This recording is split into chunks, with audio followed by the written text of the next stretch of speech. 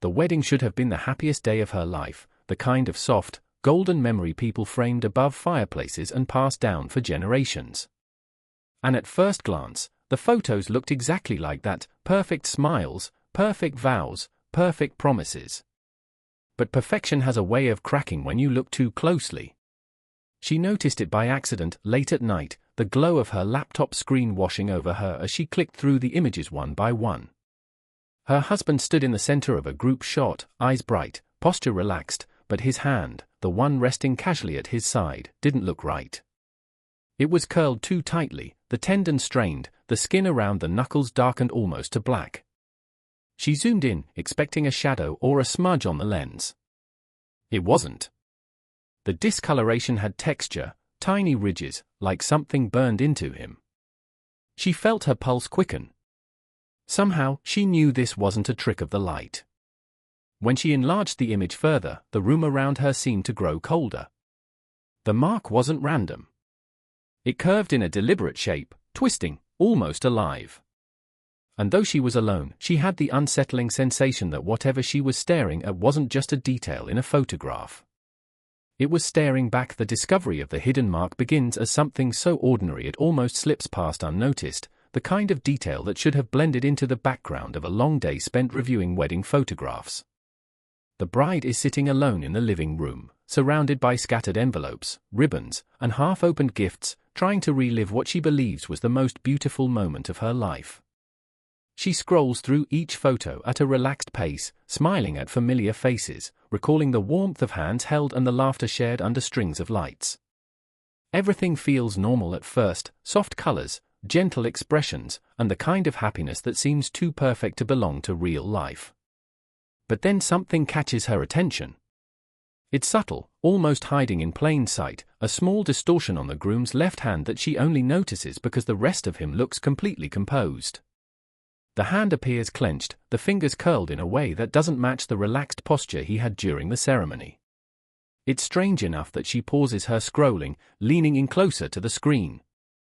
She expects to find a simple explanation: a shadow cast by a bouquet, a wrinkle in the fabric of his suit, or the angle of light making his skin look uneven. But as she zooms in, the feeling of casual curiosity shifts into something colder, more cautious. The discoloration isn't a shadow at all. It's darker than a bruise but too defined to be dirt or dried blood. It has shape and intention, like thin lines etched beneath the skin.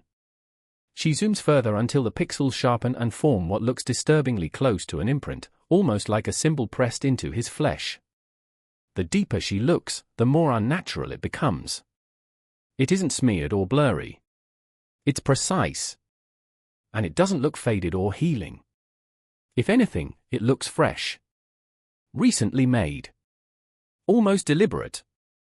A strange discomfort crawls up her spine.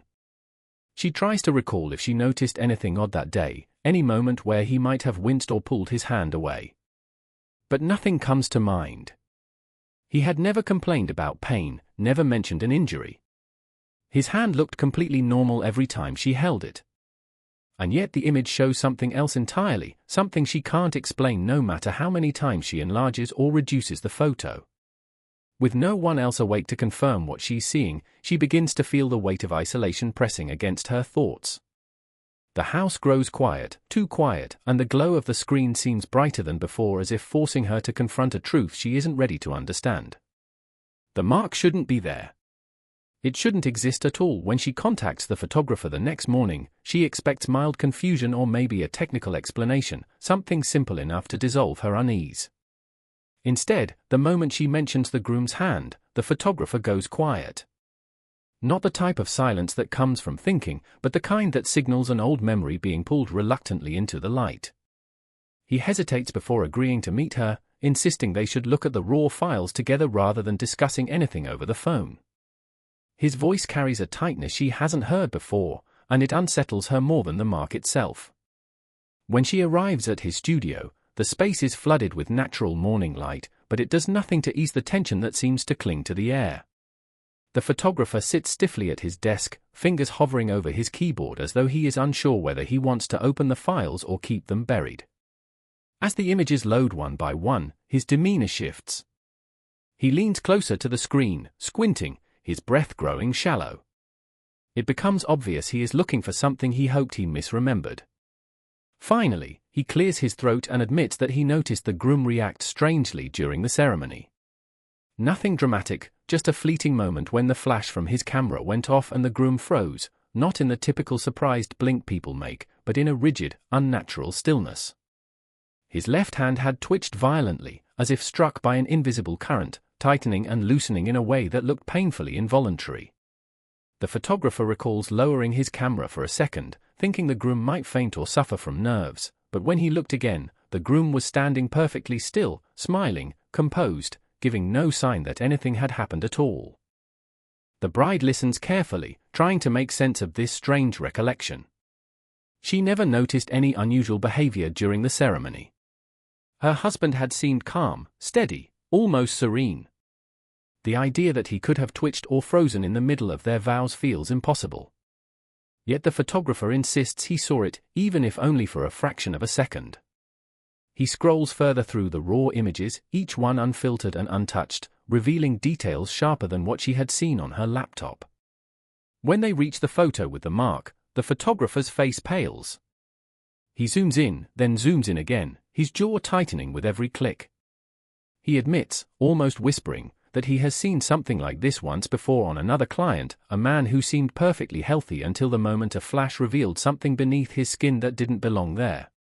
He never photographed that man again, not because of fear, but because the man disappeared before the final shoot, leaving behind only one disturbing image and a sense that the camera had revealed a truth no one was meant to witness. The bride leaves the photographer's studio with a heaviness she can't shake, a feeling that the strange mark on her husband's hand is not just an anomaly but the beginning of something she was never meant to uncover.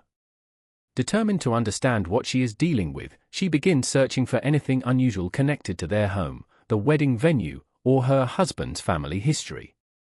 What starts as a simple online search turns into a trail of documents, old property transfers, archived local articles, and a few faded photographs scattered across forgotten community forums. It all seems irrelevant at first, just noise in a digital landscape, until she notices the address of their current home appearing in a decades-old missing persons case. A man named Elias Harrow had lived there before them, a quiet, solitary figure who vanished without explanation during a late autumn evening. His absence wasn't linked to crime or travel or mental instability. It was simply described as sudden, unprovoked disappearance, as though he'd stepped out of his own life and left every belonging behind. The case had gone cold quickly, overshadowed by more immediate tragedies in the town. Curiosity turns to dread when she finds the last known photograph taken of Elias, uploaded by an amateur historian who was fascinated with unresolved disappearances. The image is grainy, taken at a family gathering decades before, but one detail stands out with painful clarity. Elias's left hand hangs at his side, fingers curled in an unnatural imitation of her husband's posture in the wedding photo. And there, on his knuckles, is the same dark imprint, identical in shape and placement, though less pronounced, as if only beginning to form. She stares at the picture for a long time, the similarity too exact to dismiss as coincidence. Her pulse thunders in her ears as she overlays the memory of her husband's photo with the image of a man who vanished without a trace. The discovery forces her into a state of disoriented realization. This mark, this strange, creeping pattern, is not tied to an injury or a moment captured by chance. It has appeared before. It belonged to someone who vanished. And now it has reappeared on the person she loves more than anything. She begins digging deeper into Elias's life, contacting old neighbors and searching public records. Most people barely remember him, but a few recall odd behavior in the weeks before he disappeared, sudden mood shifts, moments of dissociation, a habit of hiding his left hand inside his coat pocket even on warm days. One elderly neighbor describes seeing him standing in his yard late at night, staring at his hand as if it were no longer truly his, as if he were waiting for something inside it to awaken. The first time she hears the sound, she thinks it's part of a dream, a distant cracking like branches snapping under winter frost. But when she forces her eyes open, the room is silent, and her husband is no longer lying beside her. The unsettling emptiness of the bed sends a chill through her as she sits up, listening. Then it comes again, a sharp, deliberate series of cracks, too measured to be the house settling, too close to be anything outside. She follows the noise down the hallway, her heart pounding with each step, until she reaches the living room where the shadows stretch unnaturally across the floor. Her husband is standing there, his back turned to her, illuminated faintly by the street lamp filtering through the curtains. He isn't moving, but his shoulders tremble as if he's holding himself together with every breath he takes. She calls his name softly, careful not to startle him, and he turns his head, though not fully, as if the effort pains him. That's when she sees his left hand. It's no longer clenched in a subtle, unnatural curl like in the photographs. Now it's distorted, swollen around an unseen pressure pushing outward beneath the skin. The black mark she saw in the wedding photo has spread, crawling across the back of his hand like a nest of dark veins branching in deliberate patterns. The skin pulsates with each breath he takes, expanding and contracting as if responding to something inside him rather than to his own heartbeat. For a moment, she can't make a sound. Terror roots her feet to the floor as the cracking noise echoes again, this time coming directly from his hand, not from the walls or the night. It's the unmistakable grinding of bone shifting out of alignment.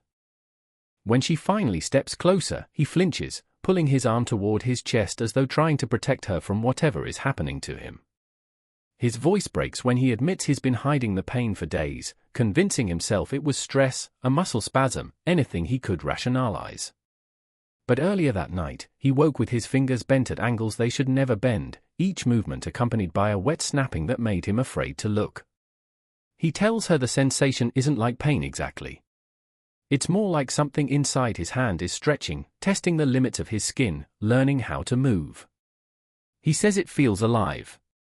She can barely breathe as she reaches out, hesitates, then pulls her hand back, watching in horror as another ripple crawls beneath his skin, tracing the lines of the dark mark as if following a path it already knows by heart. In the days that follow, she becomes obsessed with understanding the progression of the mark, convinced that only by tracing its origin and growth can she find a way to stop whatever is happening to her husband. She collects every photo she can find, engagement pictures, honeymoon snapshots, casual selfies, even blurry videos taken by friends during late-night gatherings. She arranges them on the table in chronological order, creating a visual timeline of their lives that was once filled with joy, but now feels like evidence in a case she never asked to investigate. At first glance, the photos look ordinary, but when she begins examining them with a meticulous intensity, a disturbing pattern emerges. The mark was never completely absent. In their earliest photos, it appears as a faint discoloration, barely noticeable unless she zooms in until the image grains. As time passes, the mark grows darker, more defined, spreading in subtle increments that the naked eye would easily overlook. She studies each image carefully, flipping through them like frames in a corrupted film. In the engagement photos, the mark sits quietly on his knuckles, a blemish she'd never seen in real life. By the wedding, it has expanded, curling across the back of his hand with sinister precision. In honeymoon pictures taken on bright beaches, the sunlight seems to bring out deeper lines, revealing patterns that resemble branching roots or the veins of a dying leaf. What terrifies her most is that the mark grows most in images captured with flash or intense light, as if the camera itself is drawing something out from beneath the surface of his skin. Each photograph becomes proof that the mark has been feeding on attention, thriving each time a lens focuses on it. But the true horror comes when she reaches the final image, taken just the day before, a simple selfie of the two of them laughing on the porch. At first, she almost smiles, remembering the exact moment. Then her breath stops. His hand in the photo looks completely clean. No dark veins, no swelling, no trace of the mark that had been spreading with such vicious intent. She leans closer, zooming in until the pixels sharpen. His skin is flawless, normal, untouched. The realization hits her with a force that leaves her dizzy. The mark hasn't disappeared. It has moved. In the corner of the photo, partially hidden by her sleeve, she sees it, dark, curling, unmistakably the same pattern. But it isn't on him. It's on her wrist, faint but alive, as though transferred from one host to another the moment the shutter clicked.